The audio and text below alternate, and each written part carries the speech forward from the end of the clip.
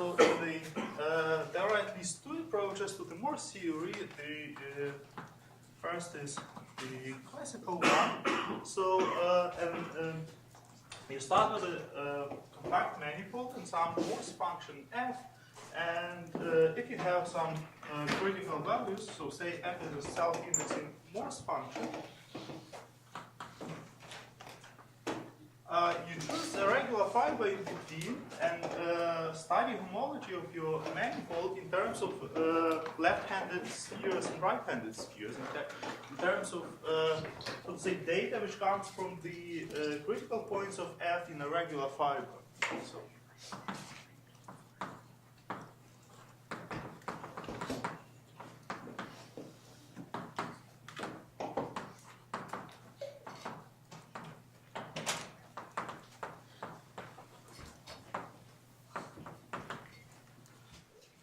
and then there is another approach written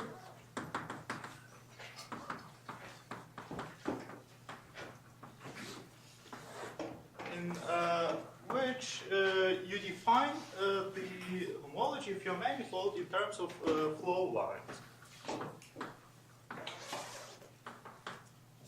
Let's say define.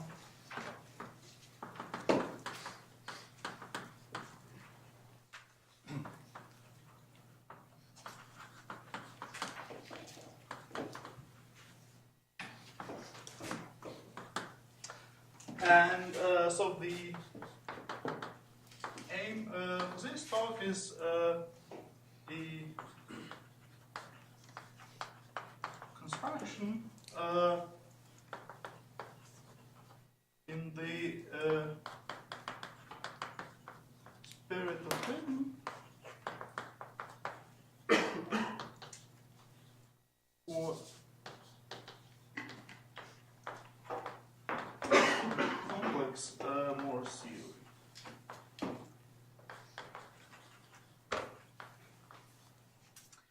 So what I'm going to tell you is a work in project, work in progress, and so there will be. The picture is not complete, but first I will tell you where it's heading to in the first part of the talk, and at the end I will tell you what I can prove so far.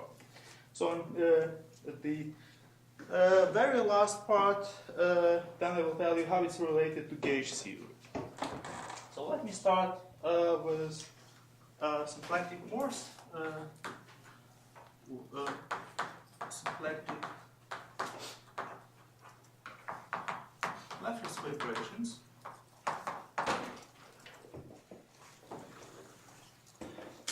So you start with a symplectic manifold, and I will choose a compatible almost complex structure.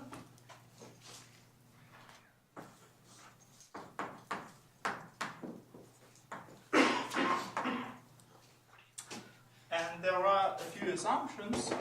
One is that the symplectic form is exact. Well, maybe even before that, so I have also a function from M to C, which is J holomorphic.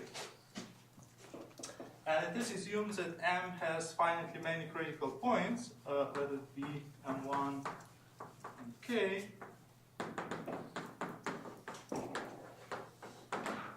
They are all assumed to be non-generate.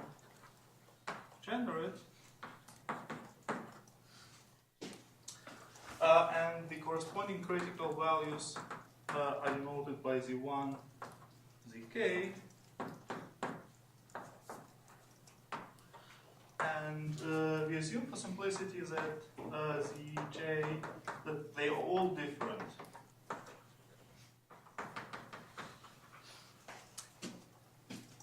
Okay.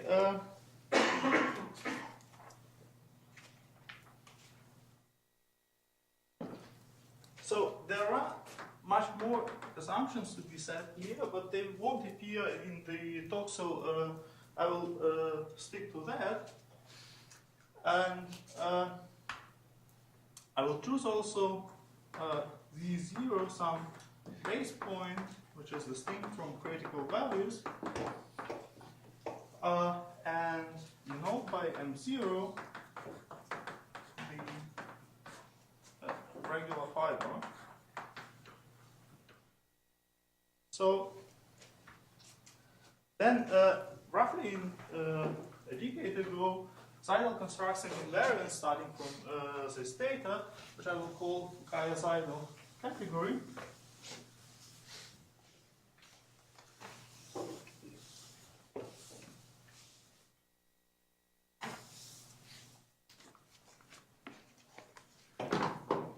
So the construction roughly goes in 3 steps. So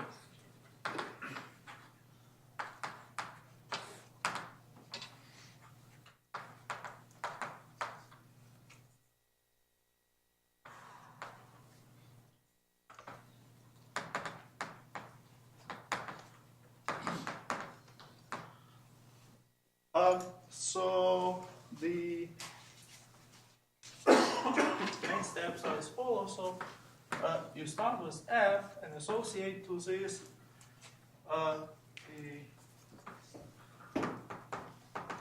collection gamma F of K Lagrangian spheres in M0. Then by this you construct a category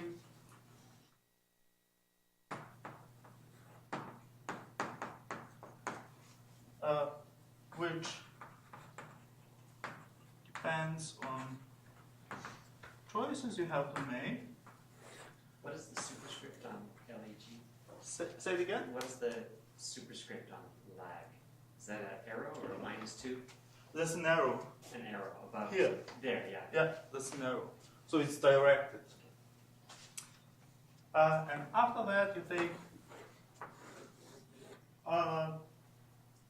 the bounded derived category of the category you just constructed, and this turns out to be independent of the choices made. Okay, maybe 1, 2, 3. So let me explain some details of those steps. First of all, step 1, what you do is study a local situation near a critical point. So you fix some critical point Mj, and then there is a neighborhood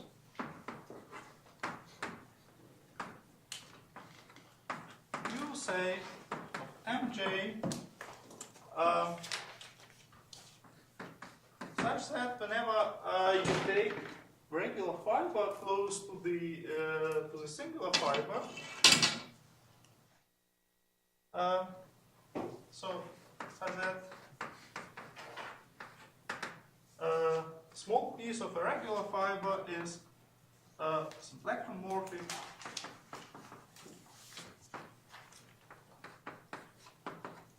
to the cotangent bundle of a sphere, and this holds for all z in a small neighborhood of the critical value of j.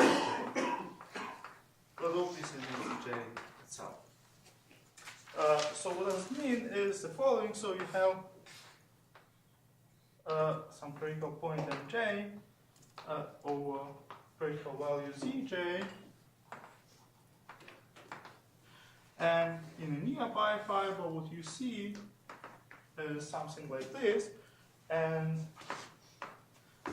when this point c goes closer and closer to zj, what you see is that this circle collapses to the critical point mj. So this is the sphere as c, and that's why it's called vanishing cycle. Alright. Right. So obviously, as I've said, so because this is symplectomorphic, so a Z is a Lagrangian sphere. So this is a local picture, and how do we get local data out of that?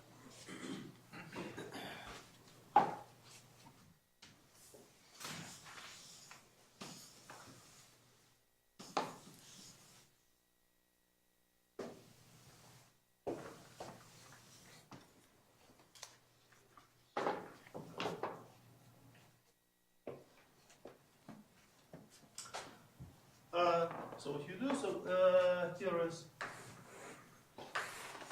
a complex plane. There is a number of critical values. So you choose some base point and a collection of paths connecting your base point with critical values. So in a small neighborhood of a chosen critical point, you have a vanishing cycle, and then you do a parallel transport to get a Lagrangian sphere in your preferred regular fiber. So J is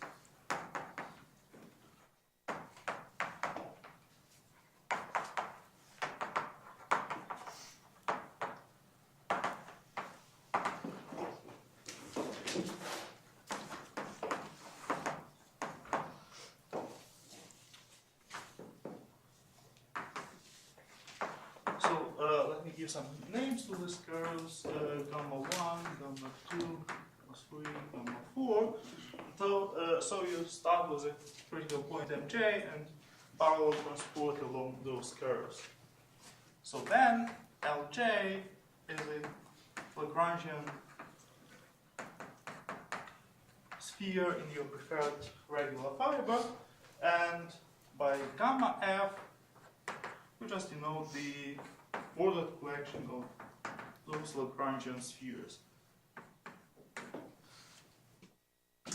Okay, and this roughly finishes step 1.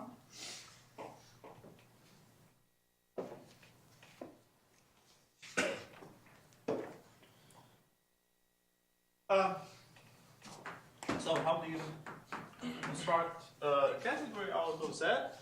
So roughly you take just a Fukaya category of your Lagrangian spheres, or more precisely, the objects of this category are vanishing cycles, and homomorphisms between LP and LQ are, let me assume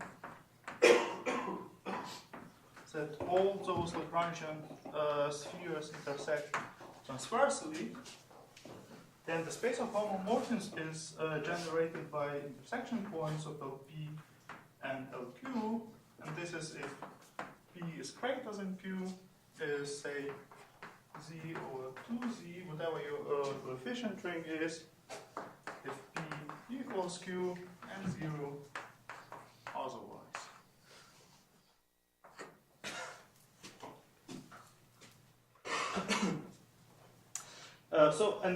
Each such space of homomorphisms is endowed with a differential, which is, so P is from LP, LQ into itself, and this is given by you have LP, have LQ, and this is given by counting pseudo-holomorphic curves with Lagrangian boundary conditions. So it's shown in the picture. And composition is also given by counting holomorphic triangles. It's usual in the Fukaya category. Composition of homomorphisms? Yes. So it's what we get here is not a category in the usual sense. It's what's known as an infinity category. Good.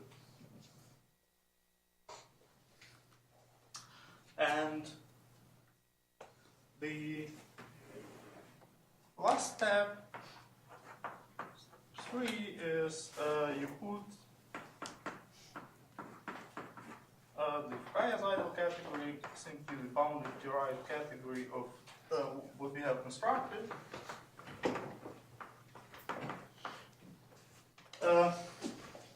For me, bounded derived category will be just an algebraic gadget which makes the construction work.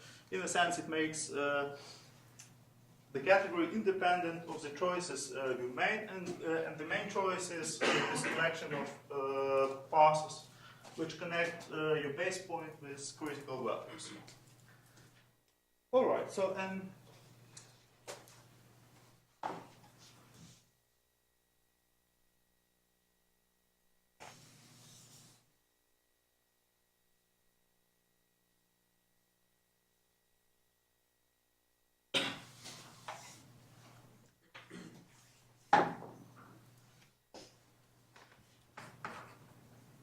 the result into final, so roughly 2002, is that this category is an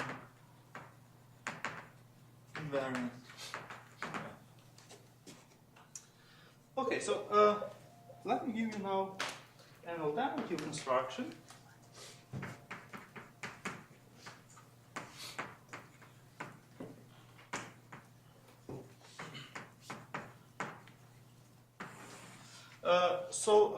What we have done here is, from my point of view, roughly corresponds to classical Moore theory. So you study your symplectic manifold in terms of data from critical points in a regular fiber.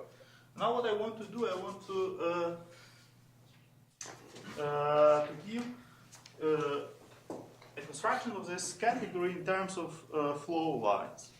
So how can we do this? Roughly this is done in 2 steps. So to F, associate the category, we note A of F, and this depends on some choices, which won't be so visible here. And then, if you take the bounded derived category of AF, they should be independent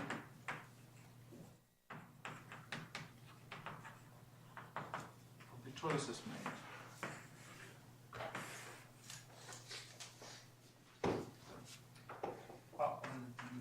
A, B. So the objects of the category AF are critical points of F themselves, so there are exactly k objects in the category, and the space of homomorphisms between MP and MQ is certain Floor complex, which I will define a little bit later. When P is greater than Q, so it's Z over 2Z when P equals Q, and 0 if P is smaller than Q. Well, to define this floor chain complex, we need a functional.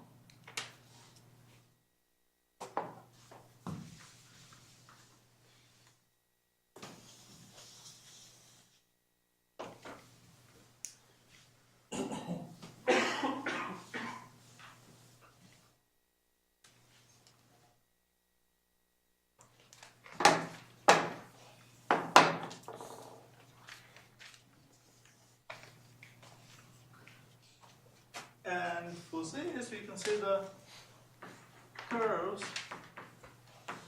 in M such that so the curve gamma should connect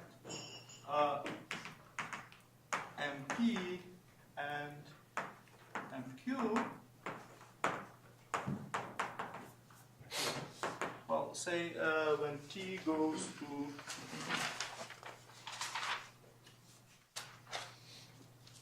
plus infinity and T goes to minus infinity. Alright, so what is a functional? Functional f of gamma is the integral of the pullback of the primitive of the symplectic form minus Hamiltonian perturbation. So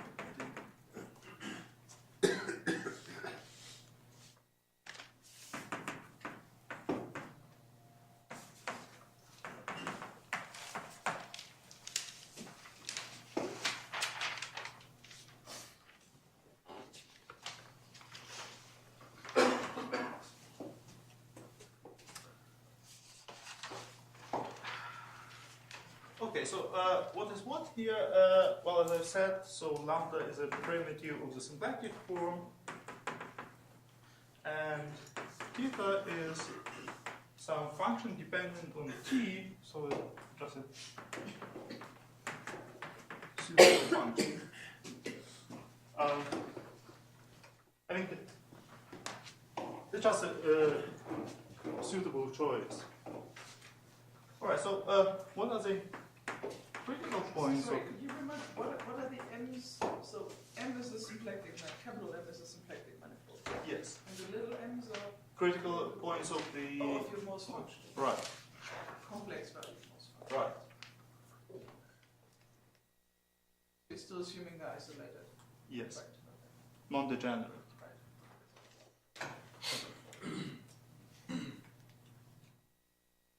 What do you mean by CF of P and Q? He's defined. I will define just in a moment. Okay. So the critical points of f are well. So this is just the usual symplectic action functional.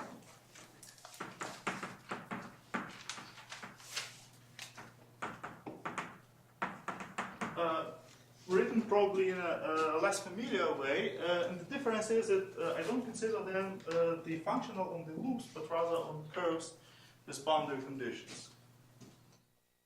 But as itself, so this is just the usual symplectic action functional, and the critical points of f are gradient flow lines, anti-gradient flow lines of the real part of f. Taken with a phase,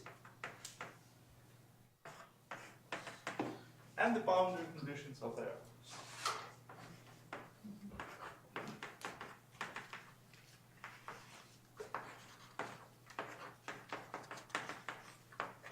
So you're fixing that phase somehow? Or? So the parenthesis is the other way around. Right? I mean, you take the gradient of the real part, all that composed at gamma. The gamma should be outside. Well, whatever you prefer, I think that's Well, no, because you first take the gradient and then you take the value at gamma. Yes. yes.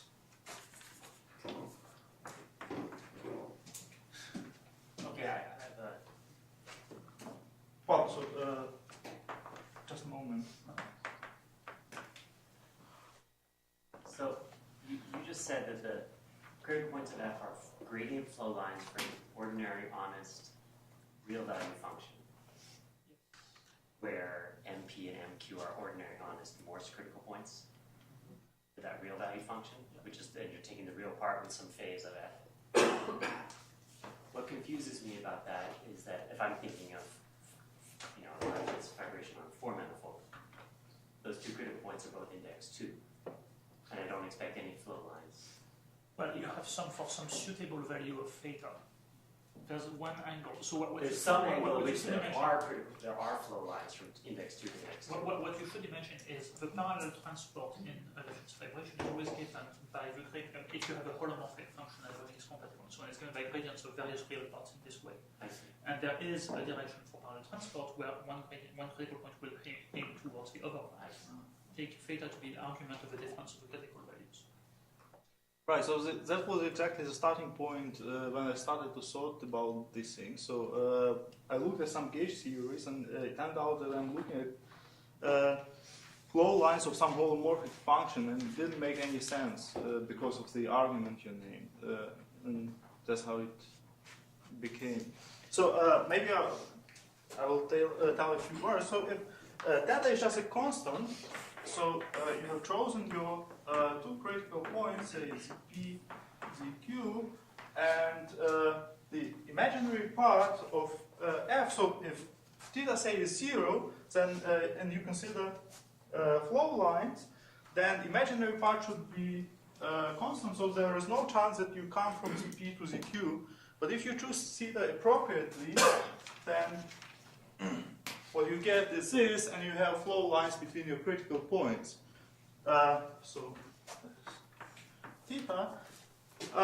But technically, it's more convenient to take theta to be t-dependent function, which roughly is well. So it's right. You have also some base points z0 somewhere here. So what you want is that your flow line goes like this.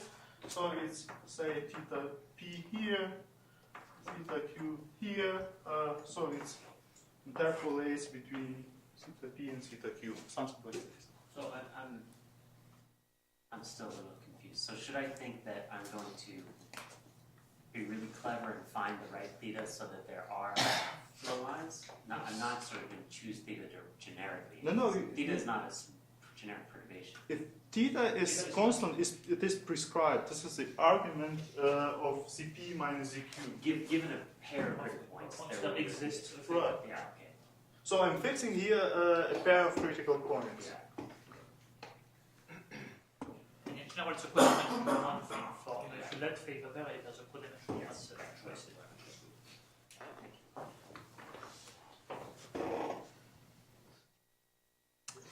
All right.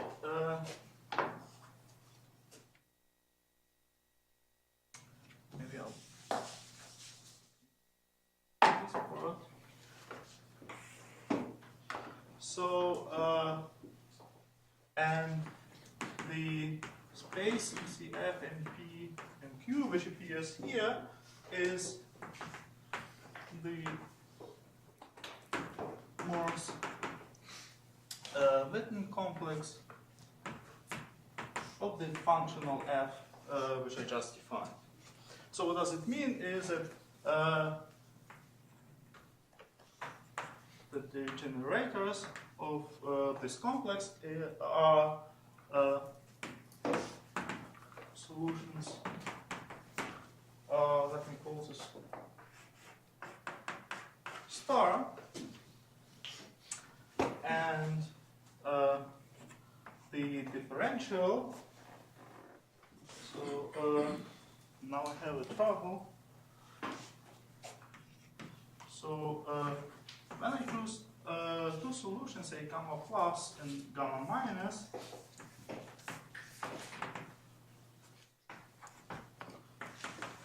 of star, I need to consider gradient flow lines which interpolate between gamma plus and gamma minus.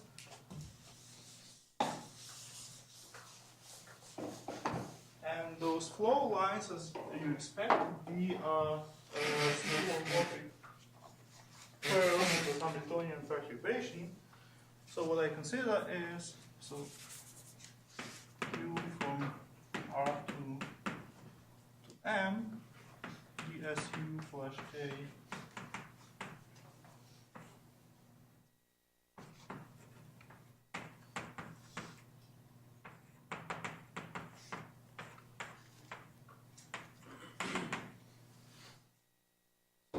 I think there's an important point that you're sweeping under the rug here. Do I understand correctly that you're going to choose theta to interpolate from theta p to theta q, always going downwards, and that two things happen. One is, normally you would expect, in the case where you choose a constant, you have a one-counter family of solutions because you have real translation invariance for a conventional one set of thetas, and here you break the translation invariance, but you recover the solution you want exactly if there's a right inequality between theta p and theta q. So Exactly. you get the directedness because you're stuck to one side of the... Right, that's completely correct. So, strictly speaking, so you want to have this function, but then technically, so your solutions won't be continuous. Well, they will be continuous but not smooth. right? This makes anti-gradient flow line for this choice go exactly like this. Well, no, it can't do that because it will take infinite time. Oh, sorry, Z0 is not a critical. Sorry, Z0 is not a critical. Sorry, yes, that works. Okay. But then you just smooth it out and your solutions will go like this. And there is just one solution, so the solutions are isolated. Okay. Oh, but no, but so then what I said is wrong. You don't have directedness yet at this stage, right? If somehow you were interpolating the thetas in the opposite direction, Right. you would still be able to do it going around. First. No. No, you wouldn't be able to do that down, right? No. So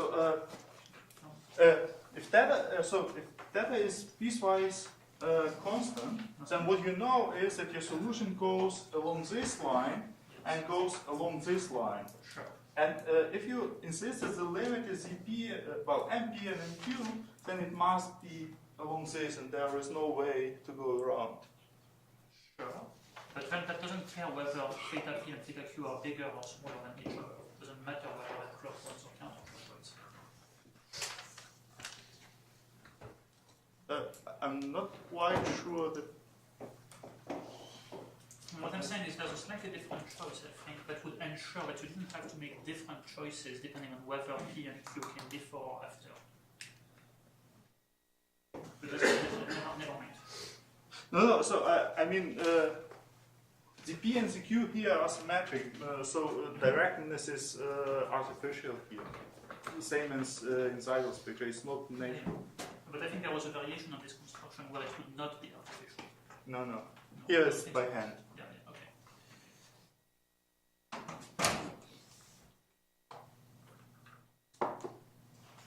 Alright, so let me return to the definition of the differential.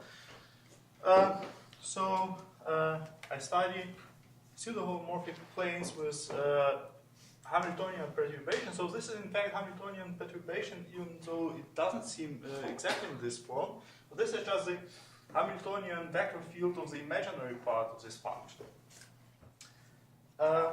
Okay, and I say that the limit when t goes to plus infinity of u as t should be mp. So similarly as mq when t goes to minus infinity, and when s goes to plus minus infinity, we could get gamma minus plus of t. So in picture, this is what I consider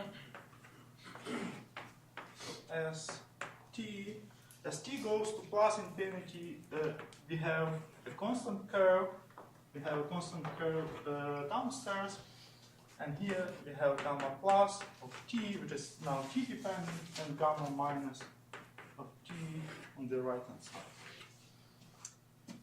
And so here is a pseudo-homomorphic plane.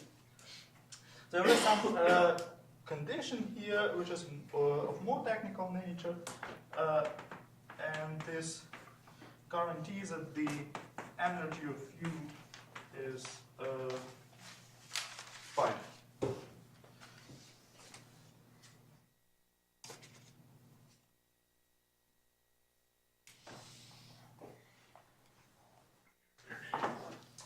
So this defines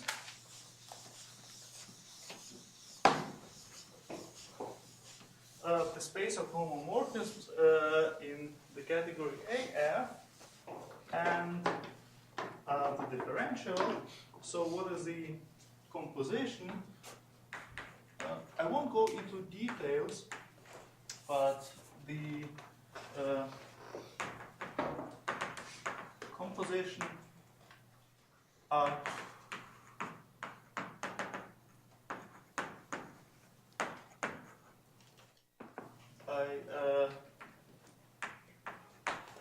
counting solutions of, say, double star, but it'd be double star. And a pair of pens. Whatever this means. So this is defined similarly as in the usual Fukaya category. Now the second remark I wanted to make is that Sorry, how does, but I should be somehow seeing these planes as sort of breaking off from pairs of pens now. yes. So the pair of pens is in quotation marks. So what you do is Hexagon plane or something. right. So you take your plane, roughly break in 3 regions. And you require that here you have gamma plus, say gamma minus, and this is your product. Whatever, say gamma plus, gamma minus.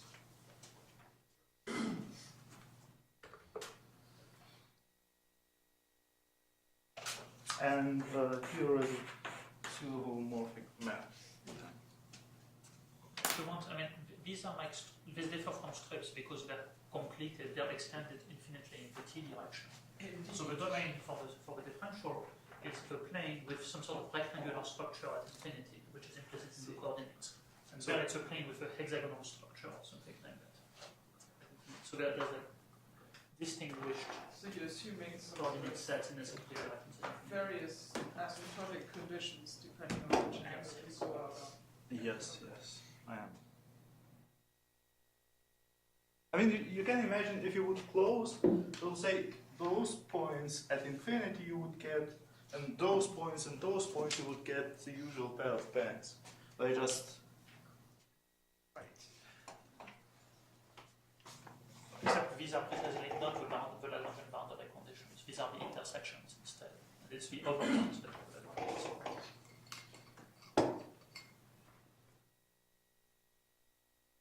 does make sense.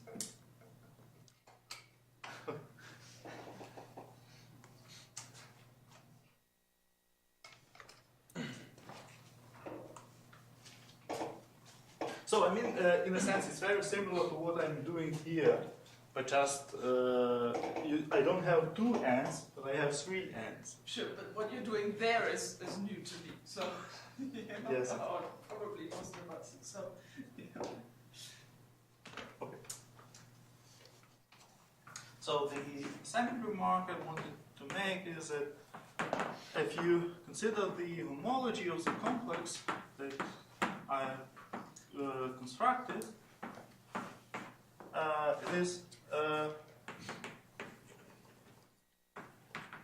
generated by flow lines. So in this sense, what I'm trying to say here is quite different from you probably are used to, because generators are flow lines. Not just differential is given by flow lines, but also generators are flow lines themselves. So you have here flow lines, and differential is given again by flow lines between flow lines. So that makes it different. And Are the flow lines in bijection with some intersections of Lagrangians if you parallel transport in the right way for all Yes. pairs? Yeah. And yes, so it just- is.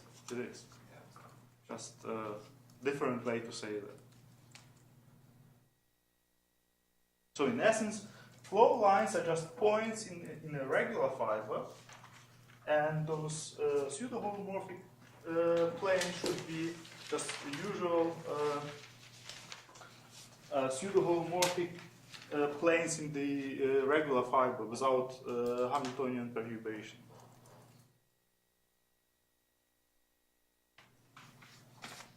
Alright. Now, let me tell you what I can prove so far.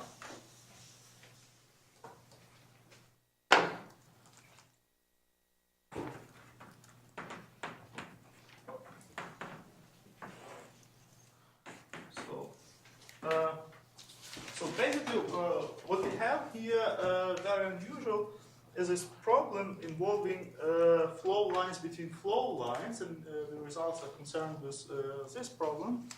The first theorem is that problem 2 star is Fredholm. I mean, this is certainly a technical theorem, but if you look at it from the analytic point of view, the result is far from being obvious. So the problem is certainly elliptic, and elliptic problems on non-compact manifolds are not quite new. But usually what you consider elliptic problems on cylinders, something like a compact manifold times a real line. And here the situation is quite different because we have a non-compact manifold cross a non-compact manifold, which breaks certain arguments. But nevertheless, it turns out that it can be proven that the problem is still Fredholm. Is there something easy to say about which Banach space you're using? Just usual Sobolev spaces.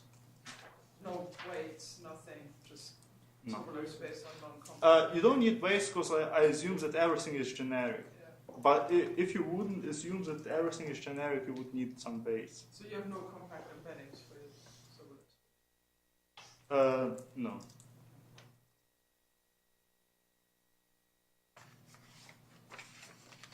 Alright, so now let me define m hat between gamma minus and gamma plus. So the space of solutions to star, well, double star, modulo the usual action of the real numbers. Also, m hat, mp, mq to be the union over all gamma plus, gamma minus, m hat, gamma plus, gamma minus. So I take the union over all possible flow lines, and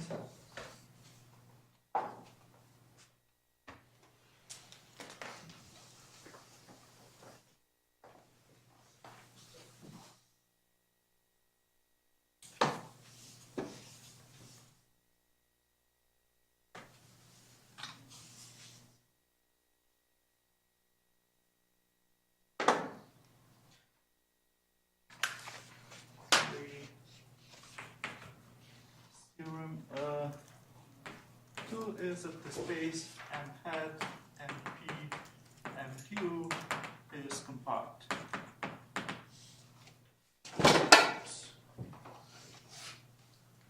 Sorry, I don't understand what's the relationship between gamma plus, gamma minus, and p and q, and then p and q.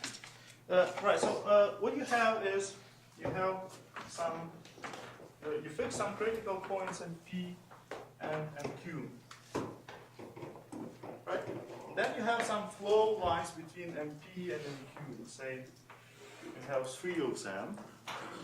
Then you consider also pseudo-holomorphic planes which interpolate between different flow lines, and there may be some pseudo-holomorphic plane which interpolates between this flow line and this flow line, and I take just a union of all of them. So there's no breaking here. There is.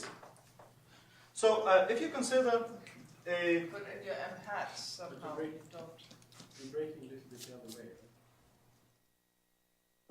So what I consider here, so suppose there is a family, one parameter family of pseudo-holomorphic planes between gamma 1 and gamma 3. So it can, what I'm claiming is that in a one parameter family, it can grow to a union of 2 flow lines between gamma 1, gamma 2, and gamma 2, gamma 3. Right, but then your compactness is wrong. That's the space of generators.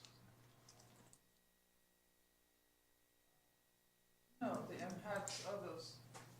Well, As between I'm gamma. assuming then you need to add Oh in god. No, so what here is I fixed. no, but when you write theorem 2, the moduli space is compact, you need either to say index 1 or you need to say after adding broken trajectories. Right, that's what I'm trying to say. So I just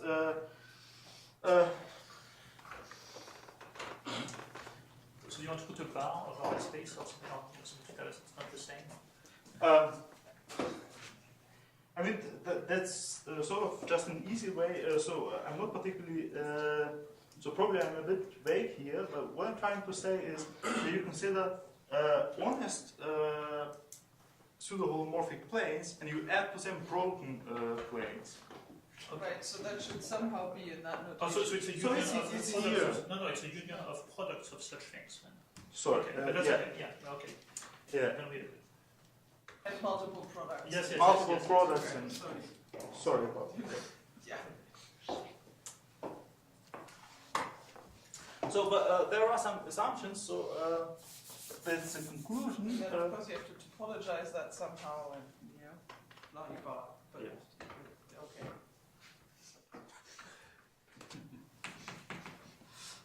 So assume that critical values z1, zk are in context position. So that's somehow annoying technical condition that comes into the proof. So what I'm saying here is that this is fine. So this is Z1, say Z2, Z3, Z4. This is a good position of critical values, but I don't want to have something like this.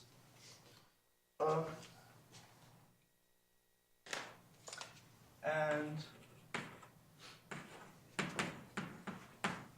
vibration F is trivial at infinity. What is, does that mean that I take any polygon sort of boundary on the critical points, and I don't want the interior to contain another critical point? Is that what that's going to? Then I, as I've said, had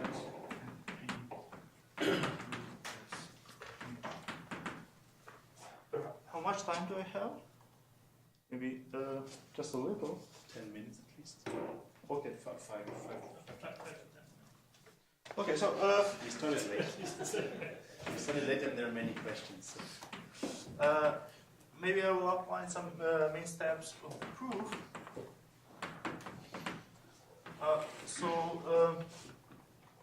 First you need to prove that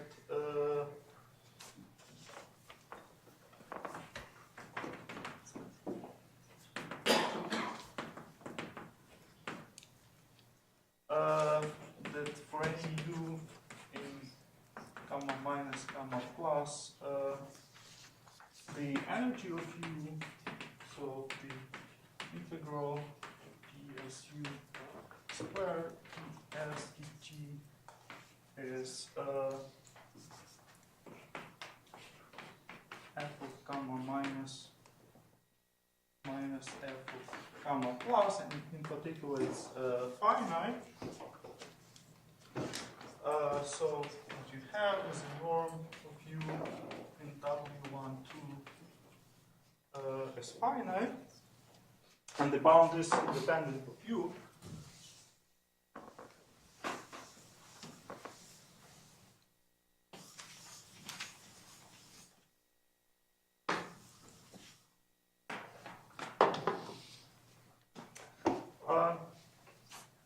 Then what you need also to show that is that there is an a priori C0 bound on U, and this is where this final condition about convex position of critical values comes in, and since we are dealing with exact symplectic manifolds, this gives us C1 bound and as such C infinity bound. And then what you also need to show is that the energy of U does not leak as T goes to plus minus infinity. And that's why the compactification is exactly by broken pseudo-holomorphic planes. So maybe returning to the picture, so we have some NP and Q, we have a number of flow lines going between NP and NQ, and if you choose a regular fiber, so what you see is a number of points, say, and there are some pseudo-holomorphic planes between those points.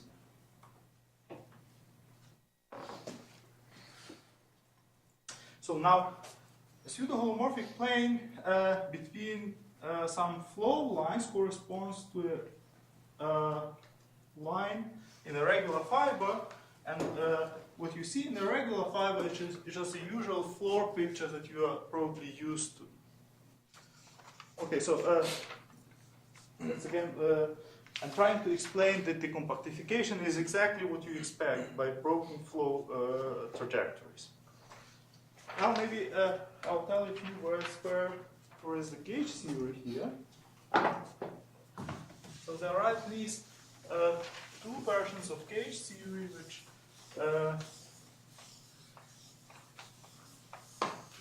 so fits into this picture. The one is if you start with a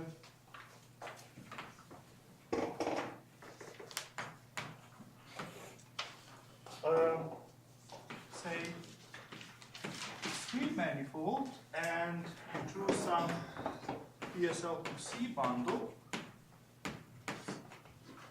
or SL2C, whatever your preference is, and then you have the complex Chern-Simons functional.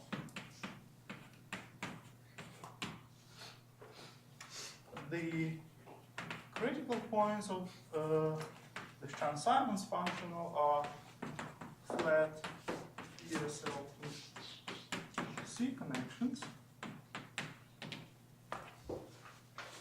Then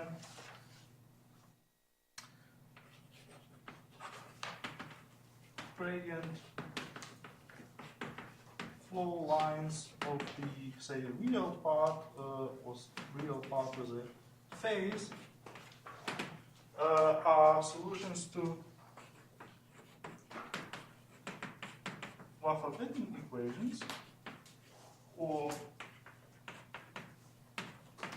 Kapustin-Witten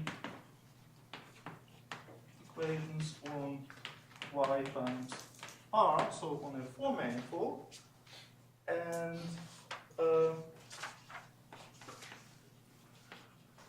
pseudo-holomorphic planes are 5-dimensional instantons recently discovered by Witten and myself. So that's one variant in which at least the ingredients which are in this finite dimensional construction make sense in an infinite dimensional setting. The other setting where this is the case is the following. So you start with a Calabi-Yau threefold.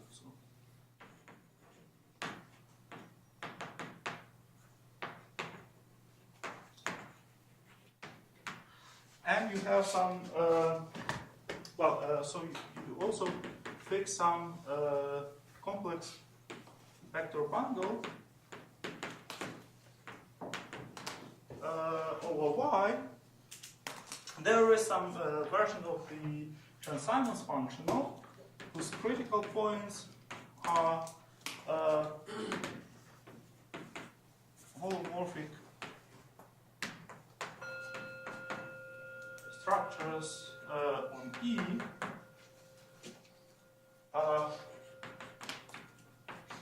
flow lines of the real part of the transimals with some phase are two piston tones